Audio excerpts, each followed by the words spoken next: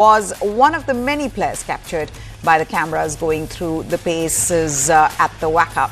The Indian Cricket Board, they shared a video of India's practice session on social media platforms, which also featured the support staff, including assistant coach Abhishek Nair, Ryan Tendashkate, and their bowling coach Morne Morkel. The coaches talked about the challenge of the Australia tour and sounded the bugle by saying, "Australia, we have arrived." Meanwhile, according to a report in the West tabloid, fans climbed trees and brought ladders to catch a glimpse of Virat Kohli sweating it out in the net. So we know that this could be Virat Kohli's last Test series in Australia, and so do the fans. They want to get a glimpse of the superstar, and we've already seen Virat Kohli fever. It has reached new heights in Australia, in Perth. Kohli, who was the first Indian player to arrive in Perth, he looked in good rhythm in the net sessions. The 36-year-old who has come to Australia in poor form will look to replicate his past performances down under.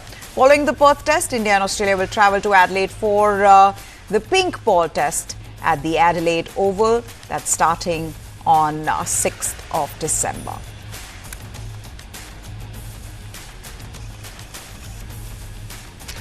Tilak Varma scored a maiden T20 international century with a brilliant 107 from 56 balls to help India to an 11-run victory over host South Africa at Centurion Park on Wednesday. A game that was stopped for nearly half an hour by flying ants. Yes, we'll tell you more about that story later on. But first, on to the match report. India was sent in to bat and amassed an impressive 219 for 6 in their 20 overs, boosted by the hitting of Varma and a sprightly 50 from 25 balls by opener Abhishek Sharma. South Africa were always behind in their chase in the face of some excellent spin bowling from Akshar Patel and the wiles of seamer Arshdeep Singh, who got a 3 for 37, but a late flurry of runs got them close. They managed 208 for 7 in reply and trail India 2-1 in the 4-match series, with the final game to be played in Johannesburg on Friday. Now, Tilak Varma and Abhishek Sharma, they put on 107 from 50 balls for the second wicket to lay the platform for the visitors, as South Africa lacked discipline, with the ball conceding 10 wides and 3 no balls in the innings. Varma reached his century from 51 deliveries as he struck 8 fours and 7 sixes. The South African reply was an overall when the players were forced from the field for almost 30 minutes by a swarm of flying ants. When they returned, India's spinners squeezed the run rate in the middle overs, though the home side were kept in the contest by Marco Janssen's career best 54 from 17 balls and Heinrich Klaassen's 41 from 22 deliveries.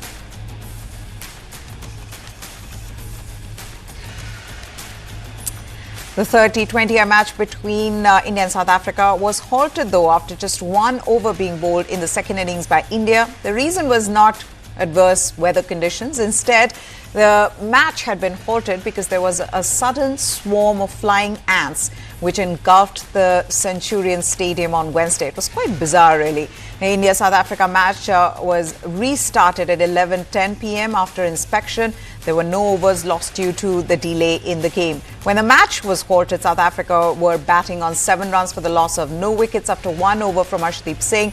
But just as Hardik Pandya was about to bowl the second over in the game, the match was halted by the on-field umpires, who were wary of flying ants entering in players' eyes. Arshdeep Singh was spotted trying to swat some of those flying ants away from his eyes during his over. Cameras showed the pitch being vacuumed by the groundsman as plenty of those ants were perched on the 22-yard strip. All right, on to football, and things are just getting worse for the Premier League referee David Coote. Yes, English soccer's referee body, the PGMOL, have said it was taking new allegations against David Coote very seriously, and European soccer body UEFA said it had suspended the Premier League referee. The Sun published a video on Wednesday that the newspaper said showed Coote appearing to snort white powder during his time working as a match official at Euro 2024. The video has not been verified by us, but yes, the other news websites and media organizations are reporting this to be true. This is what PGMOL said. They said, we are aware of the allegations and are taking them very seriously. And David Coote remains suspended pending a full investigation. David's welfare continues to be of utmost importance to us, and we're committed to providing him with the ongoing necessary support he needs during this period. Coote, 42-year-old, he was suspended by MGMOL on Monday pending a full investigation after another video circulated on social media showing the official allegedly abusing Liverpool and former manager Jurgen Klopp. UEFA said that it had taken action against Coote earlier in the week. The UEFA Referees Committee immediately suspended David Coote until further notice on 11th of November in advance of the upcoming round of UEFA matches when it became aware of his inappropriate behavior. French authorities have stepped up security in Paris ahead of a France-Israel soccer match on Thursday, hoping to avoid a repeat of violent clashes between locals and Israeli soccer fans in Amsterdam last week. Pro-Palestinian groups are urging France against playing host to sporting teams of Israel, while it is waging wars and deadly attacks in Gaza, the occupied West Bank and Lebanon, arguing that similar measures were taken against Russia over its full-scale invasion of Ukraine. Angela Johnston reports. On the eve of a soccer match pitting the streets separately, pro-Palestinian protesters say the Nations League match should be cancelled or boycotted. This protester called it the match of shame. Outside the stadium where the game is set to take place, French authorities have ramped up security. Thousands of police are set to be deployed, according to Paris's police force. The Israeli team played in Amsterdam. At least 5 people were hospitalized in what Israeli and Dutch politicians called anti-Semitic attacks. Pro-Palestinians have said they were responding to an attack by Israel supporters and anti-Arab chants. On Wednesday, France coach Didier Deschamps said the match north of Paris was unfolding under a heavy context. Here's Israel captain Eli Dassa. It's not the perfect time, I would say, but it is what it is. We are expecting a good game tomorrow. We want to represent our country. The match comes at a fraught moment. Diplomatic relations between French President Emmanuel Macron and Israeli Prime Minister Benjamin Netanyahu have become strained by Israel's war in Gaza. Macron is expected to attend Thursday's game. Passions over Israel's conduct in the enclave run high in France. It's home to Europe's largest Jewish and Muslim communities. The head of a council of Jewish institutions in France, Jonathan Arfi, said he's worried about the game. In an ideal world, football remains just football. However, in 2024 in Europe, 1 year after October 7th, a few days after Amsterdam, well, this event takes on an additional dimension. It's become a moment to affirm Republican values in the face of anti-Semitism. France's Human Rights Commission said reports of anti-Semitic attacks skyrocketed by nearly 300% last year, with anti-Muslim acts up around a third. French-Palestinian lawyer Salah Hamouri says it's impossible to separate soccer from politics. The athletes who are in the team, a part of them, were also in the army or are still in the army. This is why this match must be suspended, he said. Following the violence in Amsterdam, local authorities imposed a protest ban. Dutch police say they've removed hundreds of pro-Palestinian protesters since then, with more detained on Wednesday. As for the Paris match, turnout for the game is expected to be low. Israel has urged its citizens to avoid attending cultural and sporting events abroad following last week's violence. Some 20,000 fans are expected in the stadium that can hold 4 times as many people. And French football coach Didier Deschamps said his team was not immune to the heavy context of its upcoming match with Israel following violent clashes between locals and Israeli soccer fans in Amsterdam last week. Israel coach Ran Ben Shimon, he said that he hoped supporters would still turn out to watch their match against France in Paris this week despite security concerns. The Nations League match at the Stade de France comes at a fraught moment with diplomatic relations between French President Emmanuel Macron and Israeli leader Benjamin Netanyahu strained by Israel's war in Gaza. Some 4,000 police will secure the event, deployed in the stadium, outside the ground and on public transport. This is what the police force in Paris have said. Only French and Israel flags would be allowed inside the stadium. Macron will attend the game in a show of solidarity. Still, turnout will likely be little low, with just 20,000 fans expected in the 80,000 capacity stadium north of Paris.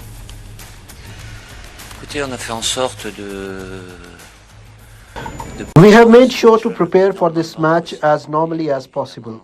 But obviously, in the entire French team, no one can be immune to the context, which is heavy. I don't talk to the players about it.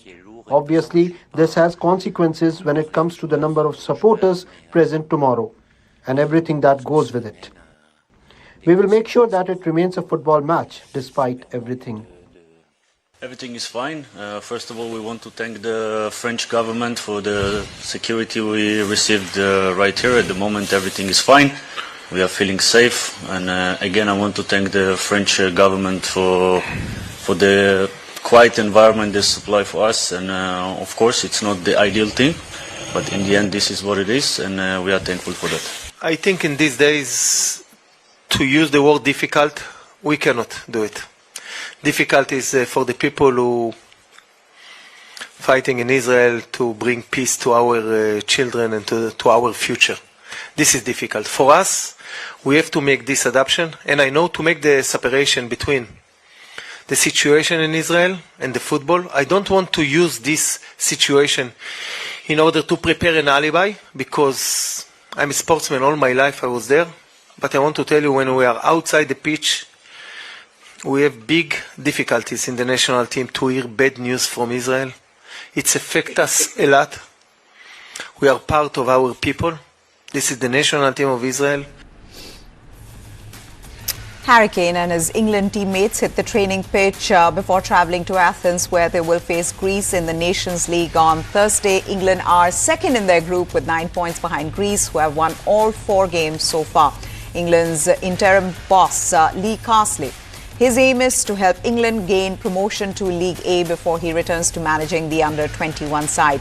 Carsley was forced to make wholesale changes to his squad after several key players withdrew due to injury.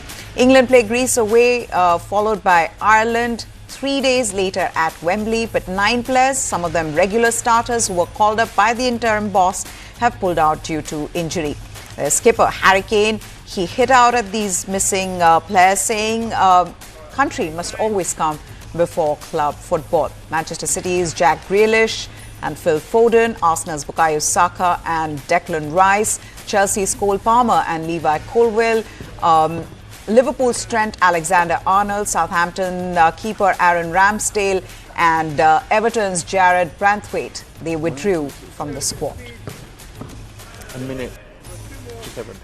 Well, I think it's his opinion. You know, I can only deal with what's in front of us. You know, I think like we've said in the past, November is a challenging window. In the past, we've had 8-9 call off. Sorry, I know the under-21s and the under-20s have had a lot of players that have pulled out as well. So I think it is definitely that period of the season where fatigue and small injuries have played a part in it. But I think, like I say, it's a brilliant opportunity for other players that were on the outside of the squad, and now it's their chance.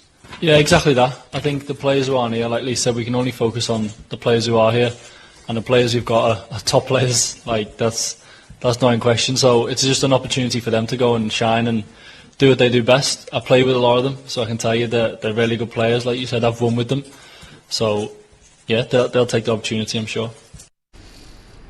Belgium face Italy in round 5 of the Nations League, where the hosts must win if they are to avoid relegation. A win for the visitors will guarantee their spot in the quarterfinals.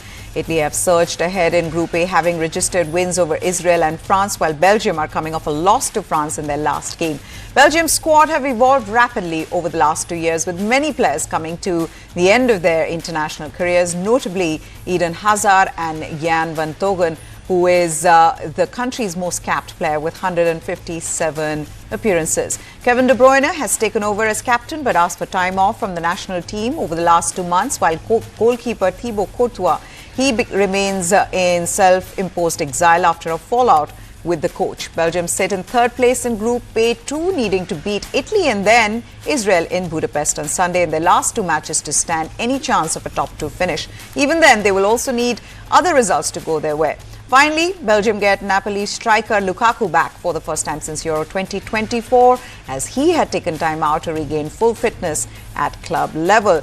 Seems like another club versus country debate here as well. He's a natural leader. So when he's coming inside the room, you have a video meeting. It's changing already a lot. It's about the aura. I don't know if it's the right English word, but yeah, he's shining. He's shining for everybody. You know, he speaks a lot on the pitch in a positive way. That he's so experienced in many moments. You know, when you speak about the pressing and you want to press. He has always an eye for the teammates. Yeah, so of course it changed.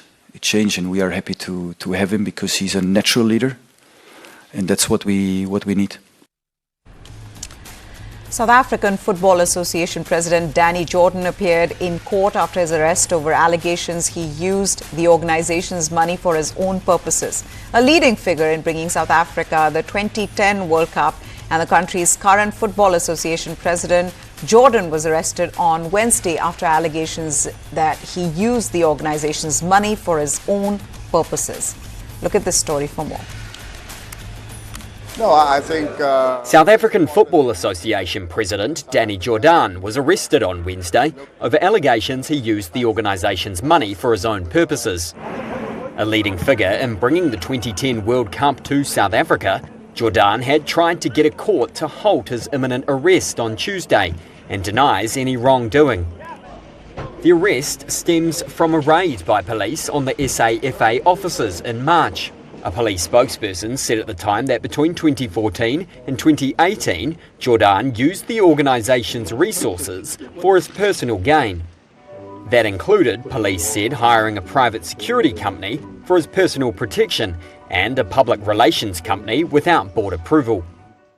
73-year-old Jordan and his co-accused, SAFA Chief Financial Officer Gronya Luyo and businessman Trevor Neethling, all appeared in the Palm Ridge Magistrates Court.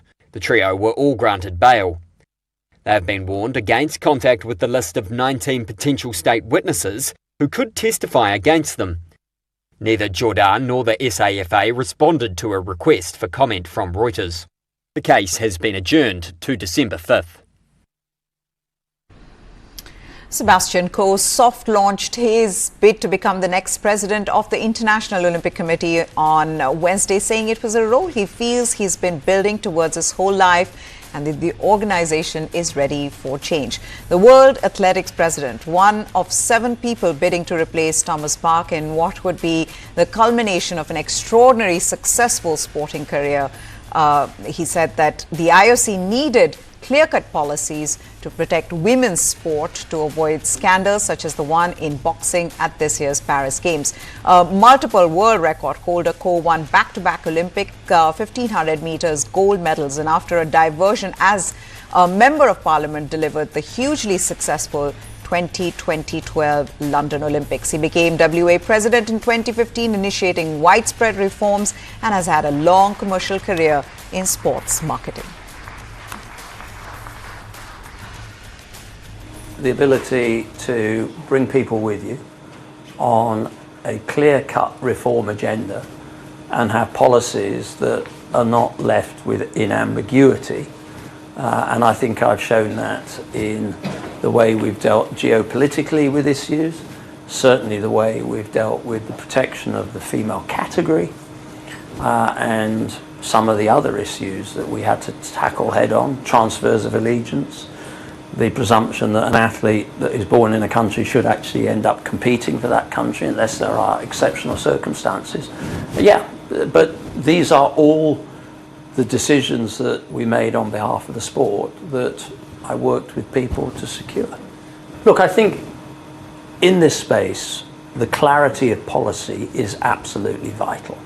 The international federations must have have primacy over decisions that relate directly to their sport, the codification, where the events take place. But I think there should be a role for the Olympic movement in the thought leadership in sport. And having clear-cut policies in that space particularly is important, because that then makes the life of the international federations, the national Olympic committees, a darn sight easier. And I think it helps communicating broader messages to the public at large. Well, that's it then on this edition of Game On. Up next, Kartikesh Sharma with On Point. Goodbye. Thanks for watching.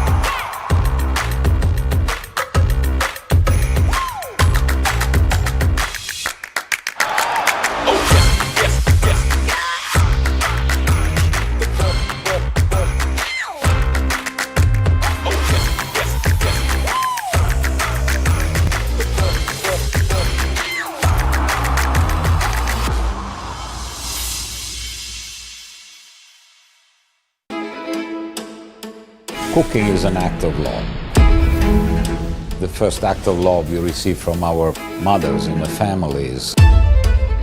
Modern Indian food is all about contemporary and innovative approach to traditional Indian cooking. Representation it's also important, no? I want to wear this white coat every day and then be a chef. There are stories. If the name of whiskey is Indri, then there is a whole story behind that. Cooking food is like a therapy, and eating one is like a pleasure I can give it to myself. With Lounge Nights, I'm on a journey to celebrate and recognize the best food and nightlife establishments in various cities across India.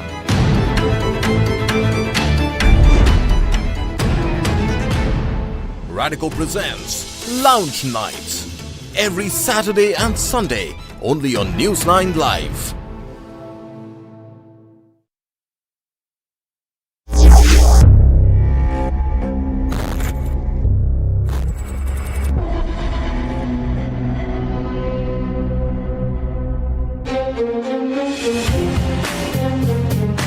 Gangster Lawrence Bishnoi, lodged in Gujarat's Sabarmati jail, has vowed to murder actor Salman Khan. Born in a clan that reveres animals, Khan has invited Bishnoi's wrath for killing a black buck in October 1998. The Bishnoi tribe reside in Rajasthan's Jodhpur region. They have built a statue of a black buck in the Kankani hamlet. It is a tribute to the animal Bishnois consider sacred. Salman Khan was convicted of poaching a black buck in 2018. To find out what the villagers think of Lawrence Bishnoi and his threats against the popular actor, we visited Kankani, home to the Bishnois. Salman से दुश्मनी थोड़ी थी कि सलमान क्यों फंसा जा। हमारे कोई पैसा की लालच नहीं, कोई हमारे समाज के लिए एक पैसा भी नहीं है। हम क्यों बोलेंगे? सलमान इनको मारा है जभी हम बोल रहे हैं। सलमान को हमारे क्या दुश्मनी नहीं मारी है। अभी उसने मैं तो कहा मार दिया और आपने मारा है पक्का। आप हमारे से माफ़ी मांग लो। विष्णु समाज को मैंने गुरु महाराज के चरणा में, और मैंने गलती कर दी, नहीं मारा तो तुम भाई दोषी है तो फिर ही हो जाएगा। सलमान खान ने हिरण की हत्या की थी। हम इसको जिस तरीके से आदमी का हम जब मर्डर बोलते हैं ना, उसी प्रकार हम कहते हैं कि हिरण की भी हमारा हत्या हुई है। और ये वही स्थान है। आपने अभी ऊपर स्टेचू भी देखा हमने, जो कृष्ण मृग का बना रखा है। हमारा जो समाज है उसका सलमान खान से क्या सरोकार है? कोई मतलब ही नहीं है। दूसरे भी एक्टर है, आमिर खान है, शाहरुख खान है, अक्षय कुमार, हम दूसरों का नाम तो नहीं लेते हैं। अगर उसने हिरण नहीं मारा होता तो हम जिस प्रकार दूसरों का नाम नहीं लेते, उसका भी नाम नहीं लेते। सलमान खान अगर माफ़ी मांग ले तो हो सकता है समाज उसको माफ़ कर ले। तो माफ़ी मांगने में क्या तकलीफ है? भगवान के आगे अगर हम मस्तक होते हैं तो आपका कद बढ़ता है, घटता नहीं। तो मैं तो बोलता हूँ लॉरेंस ठीक बोल रहा है, उसको माफ़ी मांगनी चाहिए। अगर उसका बाप बोलता है कि शिकार सिद्ध हो जाएगा, तो शिकार तो सिद्ध हो चुका है, कोर्ट उसको सजा बोल चुका है, फिर भी वो बाहर घूम रहा है।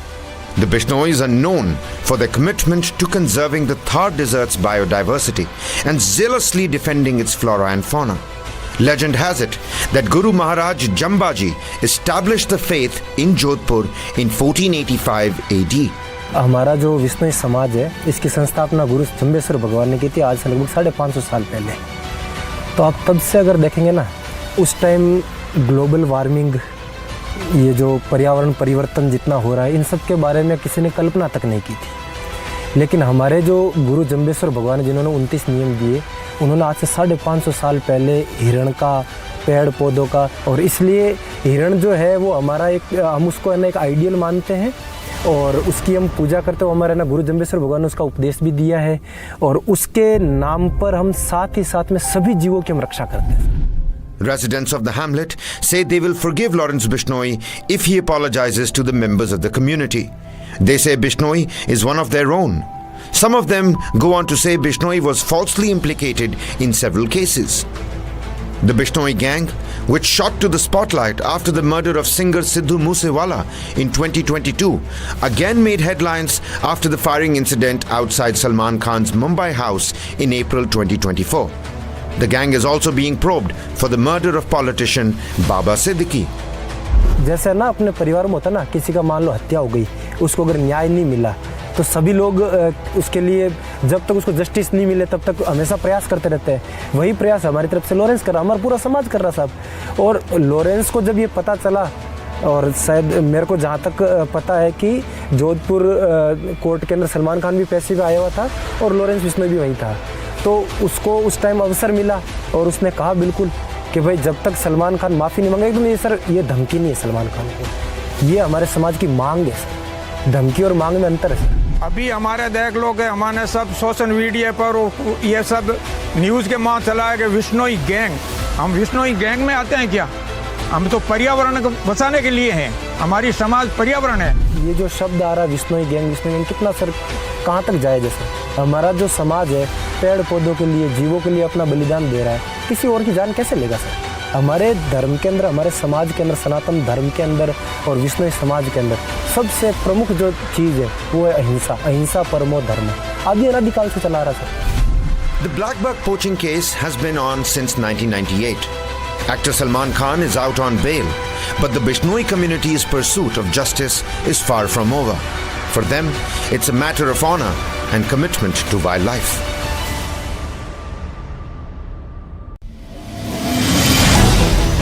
Why is the state not looking at putting an embargo on that? As a Telangana person, I will not accept. How do ordinary folks deal with this?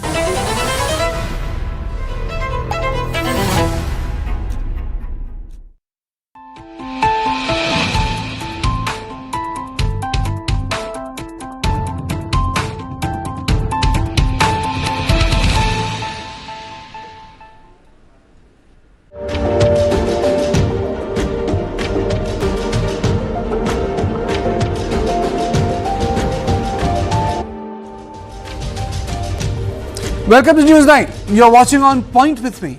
Before I introduce you to today's On Point, let me take you through headlines. Delhi enforces GRAP 3 anti-pollution measures as air quality plummets. GRAP 3 measures to come into force from tomorrow, 8 a.m.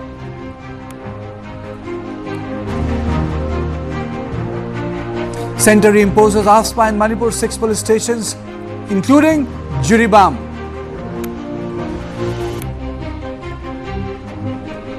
Uttar Pradesh Public Service Commission decides to conduct PCS preliminary exam in a single day after protests.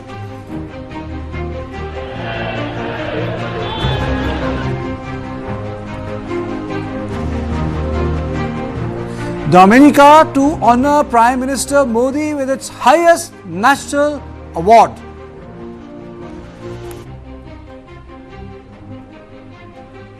Amit Shah takes a dig at Congress, says Sonia Gandhi's Rahul plane will crash again in Jharkhand.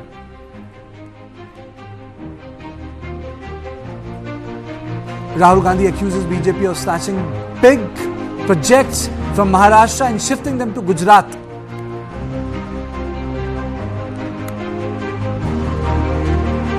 Ajit Pawar says, "Batenge to katenge" slogan is not acceptable in Maharashtra.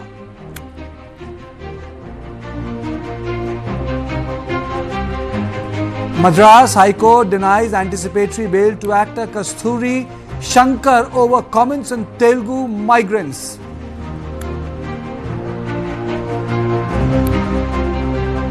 Rajasthan police arrests independent candidate Naresh Meena after he slapped the SDM during bypolls.